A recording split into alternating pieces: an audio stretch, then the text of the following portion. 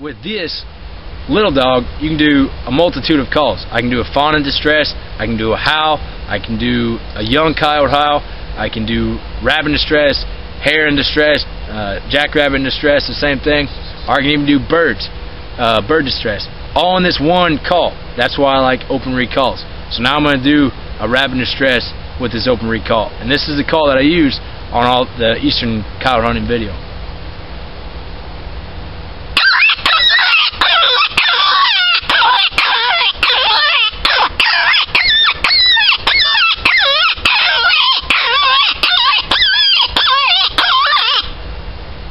Alright, as you can see, there's a lot more pitch difference between that. I can go from really deep to really high pitched. Alright, so open recalls are by far my favorite. So I just showed you rabbit in distress calls in all different types. With this little dog, you can do a multitude of calls. I can do a fawn in distress, I can do a howl, I can do a young coyote howl, I can do rabbit in distress, hare in distress, jackrabbit in distress, the same thing. Or I can even do bird distress, all in this one call. That's why I like open recalls. So now I'm going to do a rabbit in distress with this open recall, and this is the call that I use on all the eastern coyote hunting video.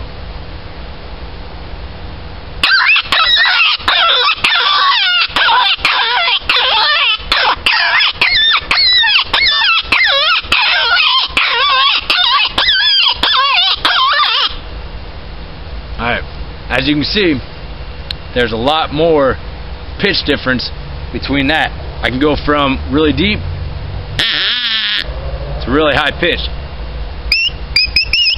Alright, so open recalls are by far my favorite.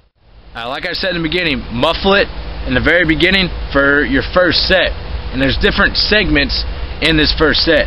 I usually run about 4 or 5 segments in a 20-second set. So this is a segment.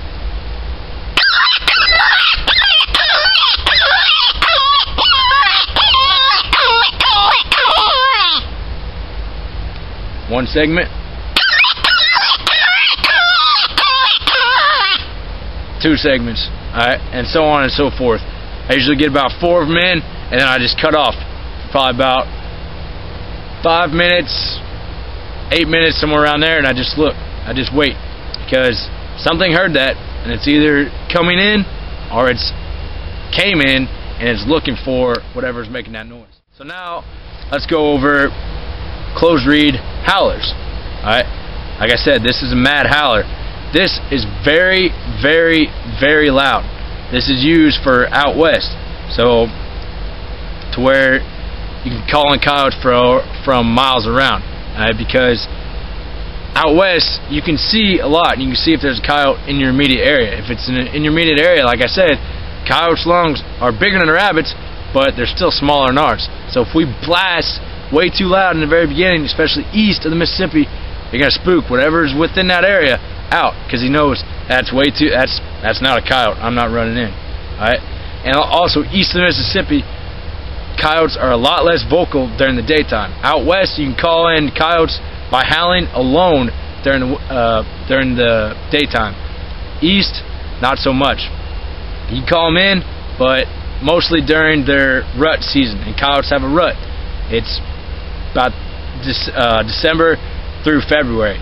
That's their breeding season. Alright, so you can catch them during that time, mid-January to early February is whenever they're the most likely that you can call them in by just howling. Alright, so there's a couple different howls that you can make. Coyote vocalizations, we'll call it. A locator howl, it would just be one single long howl, like this.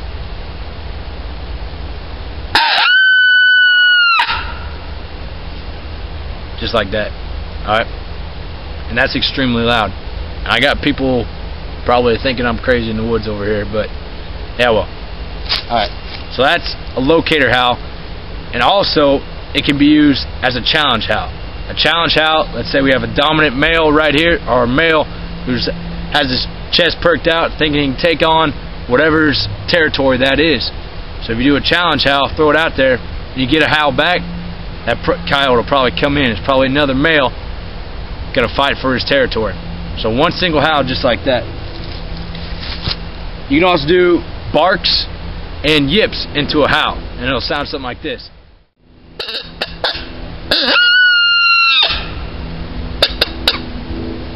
Just like that. And what you do, you'll just blow air like this, like puff it into here, just like that. And when coyotes bark, it's not like a regular dog bark. If you hear a coyote bark, it's a really short, sounds like a really small dog barking.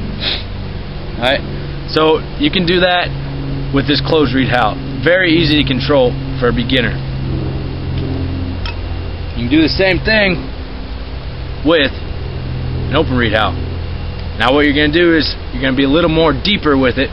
So a male would be very deep, female back off a little bit, so deep right here, back off for a female, and a young coyote gets about right here. And what I like to do, if you ever have spooked coyotes during the nighttime and they run off and they're in a pack, they'll start barking like crazy. A bunch of dogs just going crazy at it. Alright, so that's kind of a warning.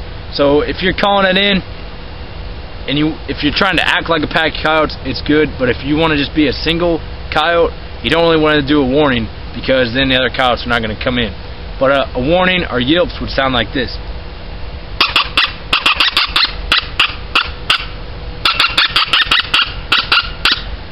Like that. Alright. A bunch of really quick puffs.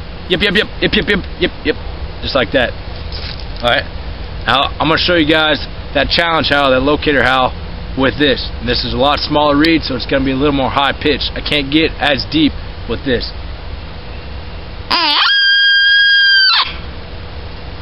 You understand?